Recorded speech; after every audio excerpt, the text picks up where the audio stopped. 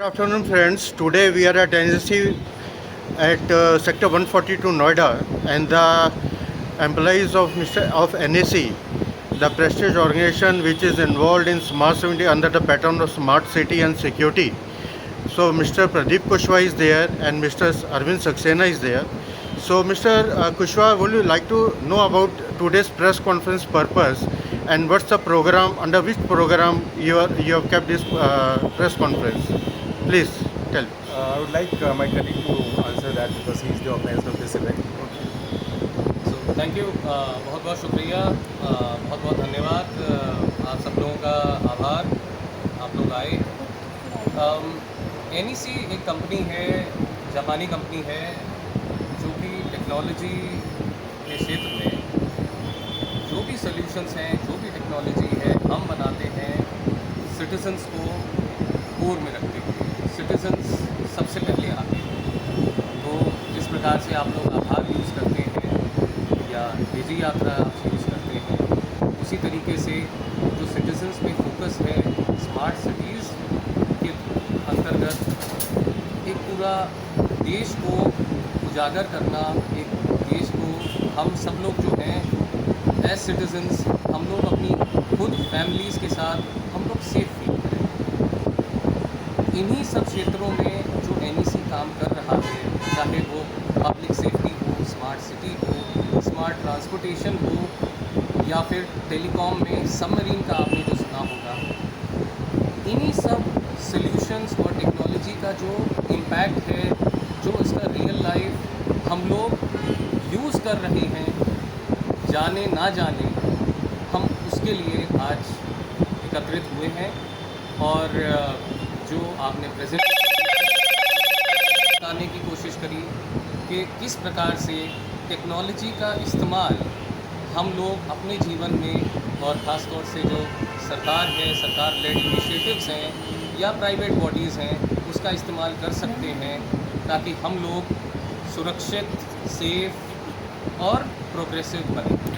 Sir, मैं एक और चीज़ कहना चाहता हूँ कि NEC एक काफ़ी बड़ी जापानीज़ मल्टीनेशनल कंपनी है और हम काफ़ी अपना इन्वेस्टमेंट करते हैं नए टेक्नोलॉजी को बनाने के लिए। उस पर काफ़ी रिसर्च होता है। पूरी दुनिया में 4 बड़े लेबोरेटरीज़ हैं जहाँ हम नई नई टेक्नोलॉजीज़ का अनुसंधान भी करते हैं। और हमने इंडिया में भी इनफैक्ट IIT के साथ मिलकर कुछ नए रिसर्च शुरू किए हैं कि जो टेक्नोलॉजी हमने बनाई उसको हम सिटीजन्स के लिए कैसे यूज़ करें। उदाहरण के लिए हमने बायोमेट्रिक्स टेक्नोलॉजी बनाई, फिर हमने उसको इंडिया में और बाकी कंट्रीज़ में नेशनल ID प्रोजेक्ट के लिए, आधार प्रोजेक्ट के लिए यूज़ किया है। लेकिन उसको डिप्लॉय करने के लिए ये इतना बड़ा प्रोजेक्ट दुनिया में आज से पहले कभी नहीं हुआ कि 130-140 करोड़ रिकॉर्ड एक सिंगल सिस्टम में डाले जाएँ, ये कहीं हुआ नहीं। तो हमने फिर अपने रिसर्च से उसको इस तरह से बनाया कि कैसे हम इतने लार्ज स्केल पर उसको डिप्लॉय करें और कैसे उसकी एफिशिएंसी बढ़ाएं, उसकी एक्यूरेसी बढ़ाएं, ताकि जो भी डेटा हम कलेक्ट कर रहे हैं वो सिक्योर हो, प्लस उसके अलावा सिटीजन्स को उसका बेनिफिट मिलता है। और आज हम देख रहे हैं कि आधार कितने बेहतर तरीके से इस्तेमाल हो। सर, आज जो सिक्योरिटी सिस्टम्स लगे हैं बसों में, उसके बेनिफिट्स बताएं और इस तरीके से क्राइम कैसे रुकेगा वो बताएं। इसमें देखिए तीन एस्पेक्ट हैं। पहला एस्पेक्ट तो ये है कि हमने इन बसों में, आपने देखा होगा, एक पैनिक बटन लगाया हुआ है।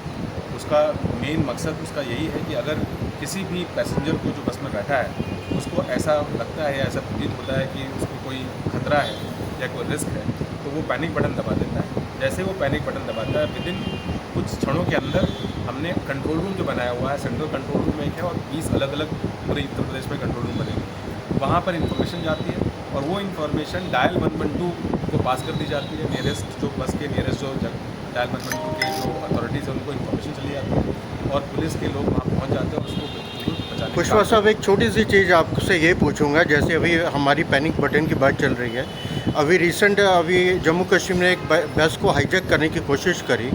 इनकेस कल को कोई ड्राइवर को या कंडक्टर को या पैसेंजर्स को अपना गन पॉइंट पर हाईजैक करता है और वो उस पोजीशन पे नहीं होता कि वो SOS बटन या पैनिक बटन दबा ले, तो उस केस में ऐसा कोई टेक्नोलॉजी आपके बस में डेवलप होकर लगाई है, आपने डेवलप करी है कि बस के बिहेवियर या उसके अराउंड सराउंडिंग्स में कोई ऐसा कैमरा जिससे कि वो इन्फॉर्मेशन अपना जो कंसर्न अथॉरिटीज़ हैं वहाँ तक पहुँचा सके?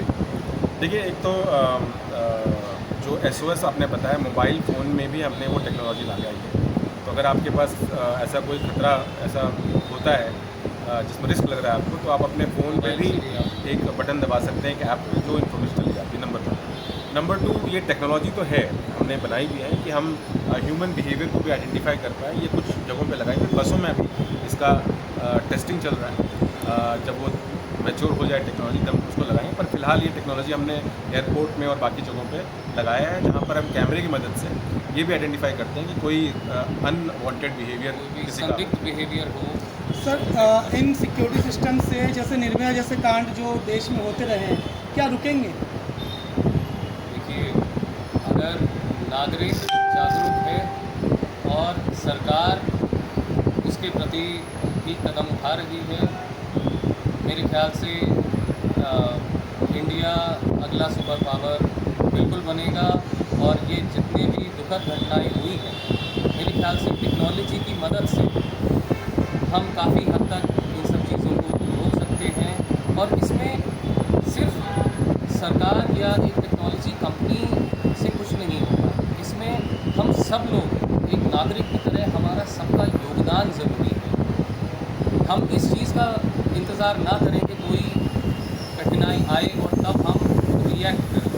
अगर हम एक जागरूक सिटीजन्स की तरह अगर हमें कोई चीज़ लगती है तो हम इन सॉल्यूशंस और इन टेक्नोलॉजीज़ को यूज़ करके अपने लिए नहीं, अपने सारे भाई बहनों के लिए, अपने सारे आसपास के लोगों के लिए भी अगर हम खुद एक जागरूक नागरिक की तरह हम अगर पेश आ सकते हैं तो तभी ये चीज़ रुक पाएगी। इसके अलावा एक स्थापित सत्य है, हमने जहाँ जहाँ भी सेफ सिटी के प्रोजेक्ट किए हैं या सर्वेलेंस के प्रोजेक्ट किए हैं, जिन शहरों में सीसीटीवी सर्वेलेंस लगा है वहाँ क्राइम रेट गिरा है।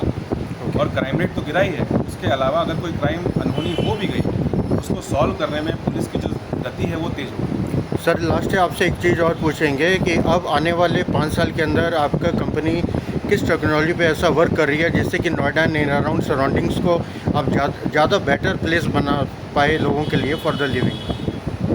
हालांकि हम जो टेक्नोलॉजी बनाते हैं वो सिर्फ स्पेसिफिक के लिए नहीं, जगह के लिए नहीं है, वो पूरे देश के लिए है। जैसे मैंने अभी आपको बताया कि हम जो भी हमने टेक्नोलॉजी जापान में बनाई है या जिनको हमने सक्सेसफुली दूसरे देशों में ऑलरेडी लगा दिया है, जो सक्सेसफुली चल रही है उनको हम इंडिया में लाना चाहते हैं और इंडिया में ला के उसको डिप्लॉय करना चाहते हैं। तो पहला एजेंडा तो ये है कि जो चीज़ ऑलरेडी दुनिया में और शहरों में चल रही है, दूसरे देशों में सक्सेसफुली चल रही है, उसको लाएँ और उसको ला के इंडिया में डिप्लॉय करें, तो ये जल्दी हो सकता है। दूसरा, जो टेक्नोलॉजी हमने बाहर बना ली है टेक्नोलॉजी या इंडिया में बनाई है, उसको इंडिया में डिप्लॉय करने के लिए पायलट प्रोजेक्ट्स हम ले रहे हैं। तो गवर्नमेंट से निवेदन करके या प्राइवेट सेक्टर में जाके उनसे बात करके हम उस टेक्नोलॉजी को डिप्लॉय कर रहे हैं पायलट में। जैसे हमने अभी एक सोल्यूशन बनाया है पेरीमीटर इंट्रूजन डिटेक्शन सिस्टम, इसमें हमने ये एक नया टेक्नोलॉजी हमने बनाया है और अभी हम एयरपोर्ट में या पावर प्लांट में उसके चारों तरफ वो लग जाएगा, तो अगर कोई अनहोनी घटना हो ऑटोमेटिकली सिस्टम अलर्ट जनरेट कर देता है। तो ये नया टेक्नोलॉजी हमने बनाया है, लेकिन इसका अभी डिप्लॉयमेंट नहीं हुआ, इसका भी पायलट या टेस्टिंग चल रहा है। जब ये टेक्नोलॉजी मैच्योर हो जाएगी और टेस्टिंग सक्सेसफुल हो जाएगी तो हम इंडिया में बाकी जगहों पर गवर्नमेंट की तरफ से आपको फुल सपोर्ट मिल रहा है सर? बिल्कुल सर, बिल्कुल गवर्नमेंट की तरफ से फुल सपोर्ट मिल रहा है। हम कोई नया प्रोडक्ट या नया टेक्नोलॉजी लाते हैं तो उसमें भी गवर्नमेंट उस पर ट्रायल के लिए हमें अनुमति देती है ताकि उसको हम मैच्योर कर पाएँ।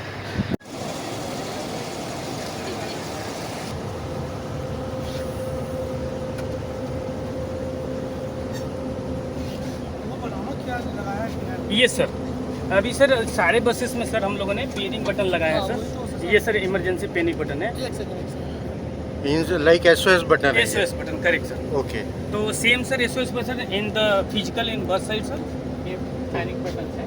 And as well sir mobile है UP marker C and physical digital panic button. Okay. The digital panic button directly sir if I press this तो directly sir call from the dial 112 control room sir. और अगर physical panic button दबाएंगे sir तो UPSRTC control room से call आएगा। If requirement है कि हाँ कोई भी हमें पुलिस की रिक्वायरमेंट है या कोई भी ऐसा केस है, उस केस में डायल 112 टीम यहाँ पे कॉल करेगी। ओके। अगर in case driver and conductor call नहीं रिसीव करते हैं तो डायरेक्टली हम सर यहाँ पे हम ट्रांसफर कर देते हैं डायल 112 जो PCR में है। बिकॉज कभी कभी ऐसे केसेस आते हैं कि उसी केस में वही आपसे एक चीज़ पूछना चाहते हैं, जैसे अब एक छोटा सा इंसिडेंट हुआ था जम्मू कश्मीर का। ये सर ये इवेंट ये गाड़ी है सर और ये इवेंट जनरेटर। अगर हमको देखना है कि इवेंट्स कहाँ पे हुए सर तो हम directly control room team sir यहाँ पे व्यूइंग करती है। अभी बस यहीं खड़ी है सर लाइव, ओके, और ये इंसिडेंट यहीं पे क्रिएट हुआ सर। ओके। अब सर हम अब कमांड कंट्रोल सेंटर सर ये चेक करता है कि इसमें कौन सा स्टाफ है जिनको डायरेक्टली वो कॉल करते हैं सर यहाँ से जैसे ये कॉल करते हैं, अगर कोई भी सर ऐसा नीड होता है या कंडक्टर नहीं रिसीव करते, उस केस में डायरेक्टली हम 112 को ट्रांसफ़र कर देते हैं। ओके। अदरवाइज यूपीएसआरटीसी के कुछ नीड है, कई बसेस में हेल्प की ज़रूरत है, कोई अदर, तो यूपीएसआरटीसी टीम डायरेक्टली हेल्प के लिए भेजते हैं सर। ओके। आजकल आप देख रहे हैं, अभी रिसेंट एक इंसिडेंट हुआ था जम्मू कश्मीर का, जिसमें 2 आतंकवादियों ने ड्राइवर को भी हाईजैक कर लिया था, और उसके अगर बाई चांस कोई गन पॉइंट पे अगर किसी ड्राइवर को और बस को हाईजैक करते हैं, तो उसमें कोई ऑटोमेटिक कुछ ऐसा SOS सिस्टम या कोई सिक्योरिटी सिस्टम है? सर इसमें ये है कि कंट्रोल रूम में बस मॉनिटर होती है। ओके। और जो ऑपरेटर है उसको पता है कि ये बस कहाँ पे जा रही है। हाँ जी। अगर इसमें कुछ भी फ़र्क आता है, मतलब वहाँ से एक 50 मीटर का डिविएशन होता है, तो इमीडिएटली एक डिविएशन अलर्ट निकलता है, और वो उसके ऊपर फोकस करके उसको मॉनिटर करना शुरू करते हैं कि इसका ये बिहेवियर क्यों हो रहा है, और वो कनेक्ट करना चाहते हैं ड्राइवर से बात करने के लिए। अगर नहीं होता है तो उसका SOP ये है कि इमीडिएटली 112 को बताएं, ताकि जो पुलिस व्हीकल है उसको फॉलो करे और वो देखे कि बस में क्या हो रहा है। ये ऑटोमेटिक हो ये जाता है automatic depending upon the behaviour of the bus. Behaviour of the bus.